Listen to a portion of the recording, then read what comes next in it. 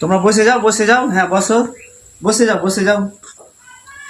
তো আজকে হলো 26শে জানুয়ারি প্রজাতন্ত্র দিবস।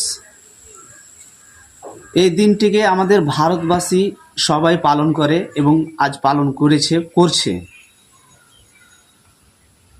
1947 সালে 15ই আগস্ট আমাদের দেশ স্বাধীন হয়, ভারতবর্ষ দেশ।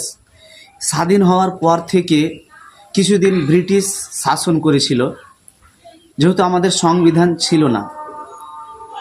তারপরে সংবিধান গঠিত হয় এবং আমরা এই দিনটিকে প্রজাতন্ত্র দিবস বলে মানি।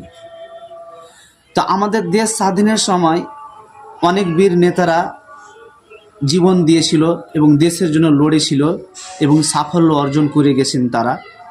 তো তাদের জন্য আমরা গর্বিত। তাই আমরা আজকে প্রজাতন্ত্র দিবস পালন করি। আর আমরা আমাদের ভারতবর্ষে একমাত্র সঠিকভাবে জীবনযাপন করছি এবং ঝুট ঝামেলা থেকে বেঁচে আছি আমাদের ভারতবর্ষের বিএসএফ আর্মিদের জন্য।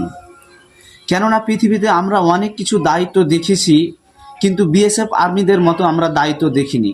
কেননা তারা জীবন বাজি রেখে বর্ডারে দাঁড়িয়ে থাকে এবং দায়িত্ব পালন করে।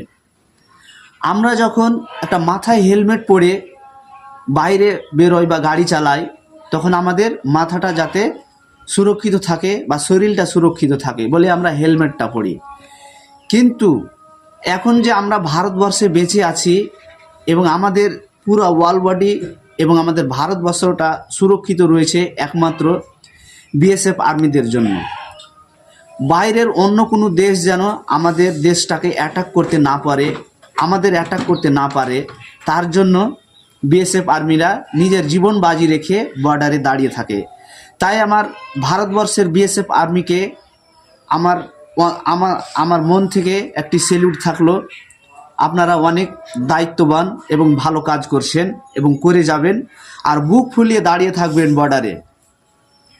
তো thank you BSF army, I love you too. অনেক অনেক ভালোবাসা তোমাদের জন্য।